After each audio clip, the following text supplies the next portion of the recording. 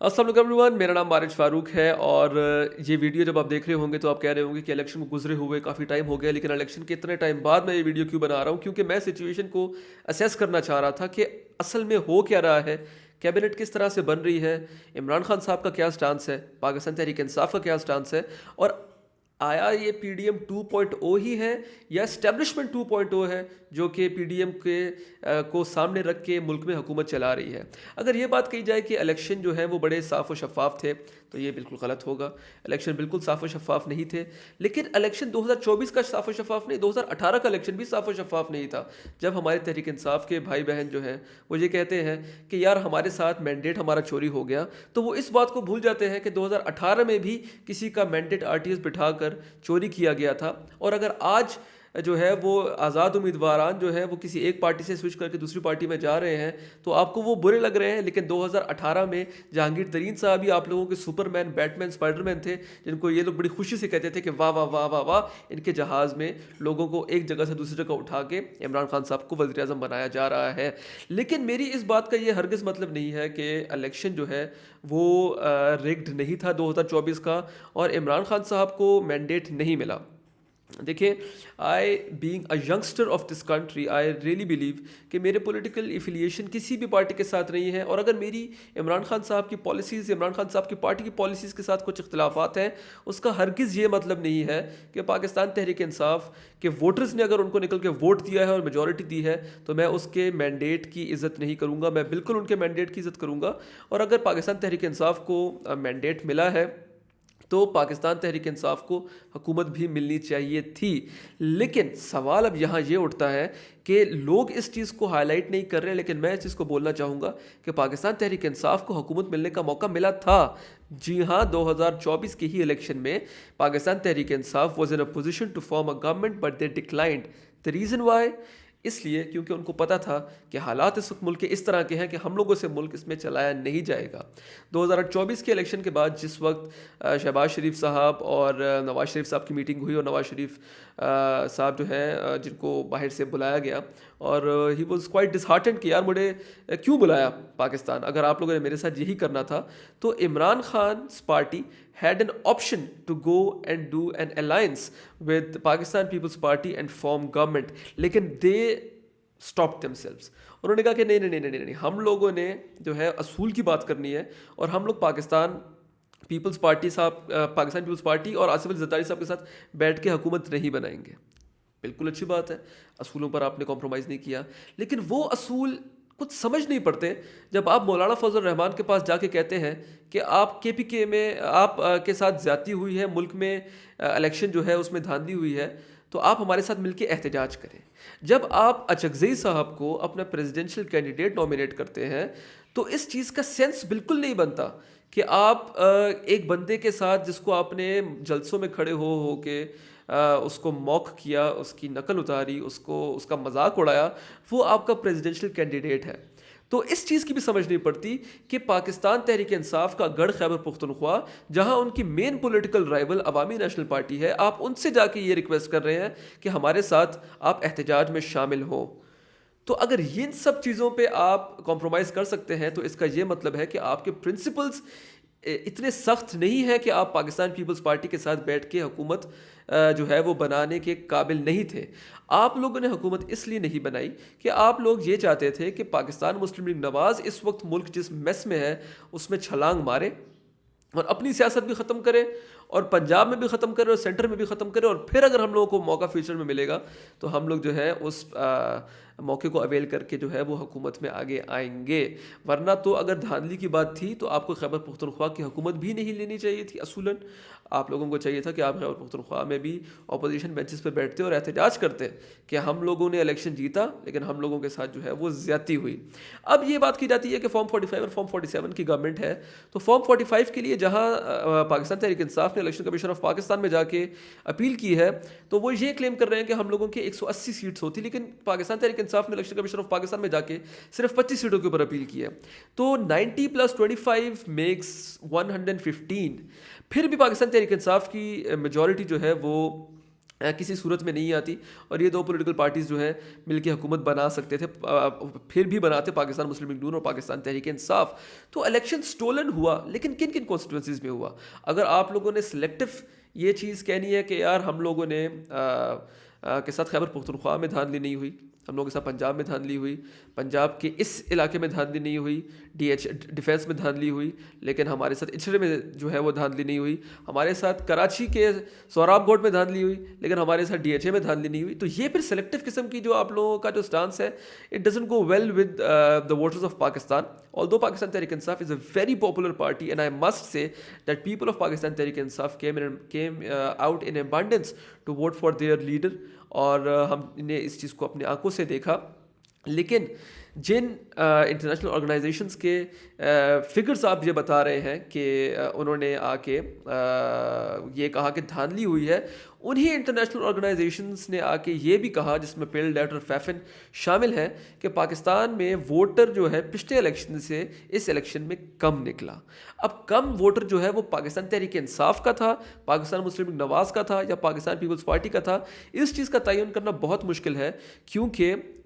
بظاہر اس وقت ڈس اپوائنٹ پاکستان تحریک انصاف کا ووٹر تھا، تو یہ ایزیوم کیا جا سکتا ہے کہ پاکستان تحریک انصاف کا ووٹر اس طرح سے باہر نہیں نکلا جس طرح سے اس کو باہر نکلنا چاہیے تھا۔ لیکن میں بار بار اس چیز کو باور کرانے کی کوشش کر رہا ہوں کہ میں یہ بالکل بھی نہیں کہہ رہا کہ پاکستان تحریک انصاف کے ساتھ دھاندلی نہیں ہوئی، پاکستان تحریک انصاف کے ساتھ دھاندلی ہوئی ہے، لیکن اس دھاندلی کے بھی کافی زاویے ہیں جن کو ہم لوگوں کو اسیس کرنا چاہیے، اور اسیس کرنے کے بعد ہم لوگوں کو کسی فیصلے پر پہنچنا چاہیے۔ تو پاکستان تحریک انصاف نے اپیل جو ہے 25 سیٹوں پہ کی ہے، اور اپیل کرنے کے بعد جو ہے وہ اب دیکھتے ہیں اس کو کیا فیصلہ آتا ہے، لیکن 25 سیٹوں سے کوئی فرق جو ہے میرے نزدیک نہیں پڑے گا، اور پاکستان تحریک انصاف اس وقت اپوزیشن میں بیٹھ کے اپنی سیاست کو پروموٹ کر سکتی ہے if they decide to sit on the government benches، اس لیے کیونکہ گورنمنٹ بینچز میں اس وقت بیٹھنا جو ہے وہ اپنی سیاست کو خدافظ کہنے والی بات ہے، اور میاں شہباز شریف صاحب کی ضد کے پائن میں نے وزیر اعظم بننا ہے، میں نے وزیر اعظم بننا ہے، میں نے وزیر اعظم بننا ہے کے چکر میں نواز شریف صاحب ایک سائیکوپیتھ اس وقت لگ رہے ہیں، کہ وہ بیٹھ رہے ہیں کہ مجھے یو کے سے بلایا، پاکستان میں بٹھایا، الیکشن کی کیمپین کروائی، اور آخر میں مجھے مانسیرے کی سیٹ بھی ہرا دی، اور لاہور کی سیٹ کے اوپر بھی سوالات اٹھ رہے ہیں۔ تو ان کے ساتھ تو صحیح میں زیادتی ہوئی ہے، اور شہباز شریف صاحب کے وزیر اعظم بننے کے چکر میں پاکستان مسلم لیگ نون کی سیاست جو ہے وہ داؤ پر لگ گئی۔ تو یہ اس وقت سچویشن ہے کہ پاکستان تحریک انصاف کے پاس چانس تھا گورنمنٹ فارم کرنے کا، لیکن انہوں نے گورنمنٹ فارم نہیں کی، اور اصول کی بات اگر وہ کرتے ہیں تو اصول تو انہوں نے پھر مولانا فضل الرحمان کو ڈیزل کہہ کے، اچکزئی صاحب کو منافق کہہ کے ان کے ساتھ کھڑے ہو گئے، تو پیپلز پارٹی ان لوگوں کے لیے کیا چیز ہے۔ اب اگر ہم لوگ بات کریں کہ یہ گورنمنٹ چلا کون رہا ہے، تو پاکستان میں ہمیشہ سے اگر ہم لوگ دیکھیں تو گورنمنٹ جو ہے اس کے دو پلرز ہوتے ہیں، one is the executive, the other one is establishment. اور ہم لوگوں نے یہ دیکھا ہے کہ جب سے پاکستان بنا ہے،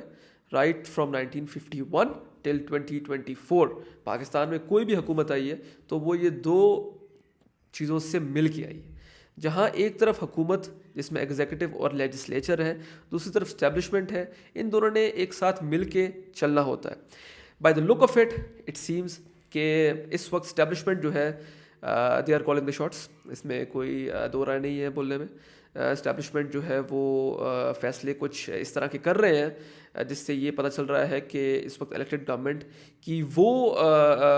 ویٹیج نہیں ہے جو کہ ایک الیکٹڈ گورنمنٹ کی ہونی چاہیے، اور اس کی وجہ یہ ہے کہ elected government is not in a position to take such decisions, جس کی وجہ سے وہ عوام میں تو پاپولر ہوں گے نہیں، ان کے جو الائز ہیں وہ بھی ان کی زندگی حرام کر دیں گے۔ تو اسی لیے اسٹیبلشمنٹ نے ایک اس طرح کی سچویشن جو ہے وہ کریٹ کی یا کریٹ ہو گئی یا کریٹ کی گئی کہ وہاں they are the ones who are taking the call, who are making the shots. Pakistan کی فارن پالیسی ہم لوگوں نے دیکھی ہمیشہ سے پاکستان کی سویلین گورنمنٹ کے پاس نہیں تھی، لیکن اب پاکستان کی اکنامک پالیسی بھی پاکستان کی سویلین گورنمنٹ کے پاس نہیں ہے، and it is shifted to SIFC۔ اور ہم لوگوں نے دیکھا کہ اورنگزیب صاحب جب سے پاکستان کے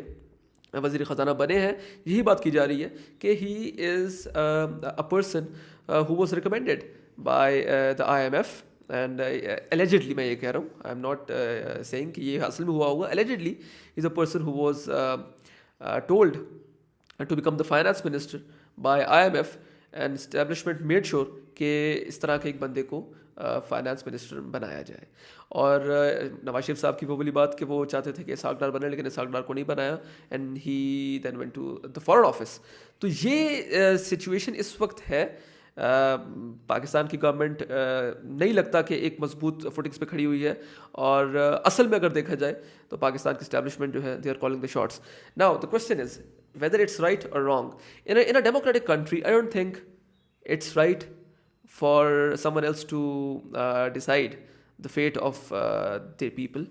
except the elected government. But we are living in some difficult times. اور اس وقت جو ہے آئی ڈونٹ تھنک کہ گورنمنٹ کے پاس اتنی کمانڈ, اتنی تڑ, اتنا حوصلہ ہے کہ وہ سخت فیصلے کر سکے. اور پاکستان کو اس اکنامک کرائسس سے اگر نکالنا ہے تو پھر اسٹیبلشمنٹ کو ہی کچھ اس طرح کے فیصلے کرنے پڑیں گے کہ وہ فیصلے کرنے کے بعد پھر اگر ڈیموکریسی کو آگے لے کے جانا چاہتے ہیں تو وہ لے کے جا سکیں. لیکن ڈیموکریسی کو آگے لے کے جانے کے لیے پاکستان کا ہونا بہت ضروری ہے, پاکستان کی اکنامک اسٹیبلٹی ہونا بہت ضروری ہے. اور پاکستان کی اکنامک اسٹیبلٹی ہونے کے لیے کچھ ایسے فیصلے کرنے پڑیں گے جو کہ پاکستان کے عوام کے لیے تھوڑے سے مشکل ہوں گے, پاکستان کے سیاستدان کے لیے تھوڑے سے مشکل ہوں گے, لیکن یہ فیصلے بہت زیادہ امپورٹنس کے حامل ہوں گے. جو بھی ہو جائے, اسٹیبلشمنٹ جو ہے وہ فیصلے کرے, اپوزیشن سڑکوں پر آئے, نقصان جس پولیٹیکل پارٹی کا ہوا ہے, جس بندے کا ہوا ہے, وہ ہے پاکستان مسلم لیگ نون. وہ نہ خود کچھ فیصلے کر سکیں گے, نہ ان کے پاس اجازت ہوگی کچھ فیصلے کرنے کی, اور سارا کا سارا گند جو ہے وہ انہیں کے اوپر آئے گا. اور گند انہیں کے اوپر آنے کے بعد پنجاب میں ہم لوگوں نے دیکھا کہ 16 مہینے کی انکمبنسی کے بعد جس طریقے کا ملک میں دور گزرا, اس کے بعد پنجاب کا ووٹر ان کو ووٹ دینے کے لیے نہیں نکلا, اور پاکستان مسلم لیگ نون نے بڑی مشکل سے اپنے لیے سیٹس جتوائی گئیں, جو بھی ہوا وہ ان کو لا کے دی گئی. تو یہ ووٹر اگر 2029 کے الیکشن میں پاکستان کے حالات اس سے بھی بدتر ہوتے ہیں تو مجھے نہیں لگتا کہ پاکستان مسلم لیگ نون جو ہے وہ سروائیو کر سکے گی. میاں محمد نواز شریف صاحب کی عمر اس طرح کی نہیں ہے کہ وہ اگلے الیکشن کی کیمپین کر سکے جس طرح سے وہ کرتے تھے, اور ووٹر ریزونیٹ کرتا ہے پاکستان مسلم لیگ نواز کے قائد کے ساتھ, میاں محمد نواز شریف کے ساتھ. اگر میاں محمد نواز شریف صاحب کی شکل پہ ڈس اپوائنٹمنٹ نظر آئے گی تو ان کے ووٹرز میں بھی ڈس اپوائنٹمنٹ ضرور ہوگی. اور اگر شہباز شریف صاحب کچھ ڈیلیور نہ کر سکے تو this in my opinion will be the last election for Pakistan Muslim League Noon. They will be wiped out completely from the center, and they will be wiped out from Punjab, or it will be only one party who will be there to stay, and that will be Pakistan Tehreek-e-Insaf, no matter what the situation is, whether you like it or not, whether our establishment likes it or not. But there will only be one political party whose voter is increasing day by day. And by the look of it, Imran Khan seems very powerful, and he has made the right call not to form government in collaboration with Pakistan People's Party. And وہ اصولوں کی وجہ سے, میں پھر اپنے آخر میں کہوں گا, اصولوں کی وجہ سے نہیں تھی, وہ اپنی کیلکولیٹڈ ان کی موو تھی. اور اب ہم لوگوں نے دیکھا ہے کہ ایک نیریٹو بلڈ کیا جا رہا ہے عمران خان صاحب کی طرف سے کہ 9 مئی کے جو واقعے میں جو لوگ انوالو تھے ان کو آپ سزائیں دیں, اور ہم لوگوں کی پارٹی اینٹی اسٹیبلشمنٹ نہیں ہے, ہم لوگ کبھی بھی فوج کے خلاف نہیں تھے, ہم لوگ جو ہے وہ اپنے حق کی بات کرتے ہیں, بلا بلا بلا بلا بلا. عمران خان صاحب جو ہے وہ پھر سے اپنے نیریٹو کو چینج کرنے کی کوشش کر رہے ہیں, اور ہم لوگوں نے دیکھا کہ عمران خان صاحب کے وہ لوگ جو کہ 8 فروری سے پہلے اسکرین سے غائب تھے وہ اب اسکرینس پہ آنا شروع ہو گئے ہیں. تو یہ ایک ڈیٹیلڈ میں نے آپ کو سینیریو جو ہے سو پاکستان کا بتایا کہ اس وقت ایگزیکٹلی ہو کیا رہا ہے, اور نقصان میں کون رہا, فائدے میں کون رہا, الیکشن چوری ہوئے, الیکشن چوری نہیں ہوئے. لیکن سارے باتوں کی ایک بات یہ ہے کہ آگے ہوگا کیا. آگے کے 6 مہینے کی پروڈکشن میں آپ کو اس ویڈیو میں ابھی سے دے دیتا ہوں. پاکستان مسلم لیگ نواز جو ہے وہ 6 مہینے میں 3 مہینے میں اپنا بجٹ لے کے آئے گی. اس کے بعد پاکستان پیپلز پارٹی جو ہے وہ اپنی وزارتیں لے گی. 2 سال کے اندر اندر پاکستان مسلم لیگ نواز کی سچویشن اکنامکلی اتنی خراب ہو چکی ہوگی کہ وہ اپنے فوٹنگز پہ نہیں رہیں گے, اور Asif Ali Zardari will demand from the establishment of Pakistan to make Bilawal Bhutto Zardari the next prime minister so that they can amend 18th amendment, and NFC میں جو پیسہ صوبوں کو جا رہا ہے اس کی کچھ اس طرح کا میکینزم بنایا جائے کہ وفاق کے پاس بھی پیسہ رہے. اور لوز سچویشن میں اس وقت پاکستان مسلم لیگ نواز ہوگی. آگے اللہ تعالیٰ کو پتہ ہے کہ کیا ہونا ہے, لیکن میرا اسیسمنٹ یہ ہے. باقی دیکھتے ہیں پاکستان کی سیاست از اے رولر کوسٹر رائڈ. مزہ آتا ہے دیکھ کے, لیکن افسوس بھی ہوتا ہے. اور اب دیکھتے ہیں کہ ہم لوگ اگلے کے 2 سال میں 2.5 سال میں خوش ہو رہے ہوں گے یا افسوس منا رہے ہوں گے. آئی ہوپ آپ کو میری ویڈیو پسند آئی ہوگی. بہت شکریہ.